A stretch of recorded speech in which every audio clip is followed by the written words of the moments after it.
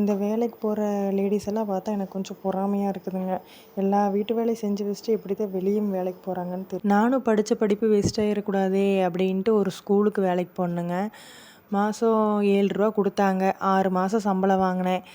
அப்புறம் 3 நாள் பெட்டில் இருந்தேன். அவ்வளோதானுங்க, 50,000 செலவு. அன்னைக்கு தூக்கி போட்டவ தான் வெளியே வேலைக்கு போகிறது. அது இன்ட்ரெஸ்ட் இல்லாமல் நம்ம ஒரு வேலையை செய்யவும் கூடாதுங்க. நம்மளுக்கு எது பிடிச்சிருக்கோ அதை செஞ்சால் போதும். இன்ட்ரெஸ்ட் இல்லைன்னு சொல்ல முடியாதுங்க. டீச்சிங் ஃபீல்டு ரொம்ப பிடிக்கும் எனக்கு. அதனால தான் சரி ஒரு ஸ்கூலுக்காவது வேலைக்கு போவோன்ட்டு போனேன்.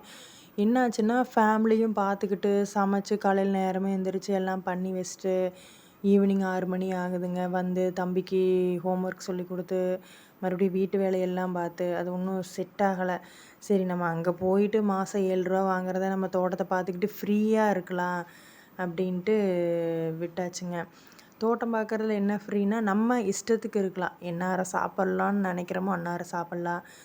ரெஸ்ட் எடுக்கலான்னு நினச்சா ரெஸ்ட் எடுத்துக்கலாம். நம்மளோட வேலை, நம்ம தான் ராஜா, நம்ம தான் ராணி அப்படிங்க. அதனால தான் அந்த வேலையெல்லாம் விட்டுட்டு தோட்டத்து வேலை பிடிச்சி போய் இதை சூஸ் பண்ணியாச்சுங்க.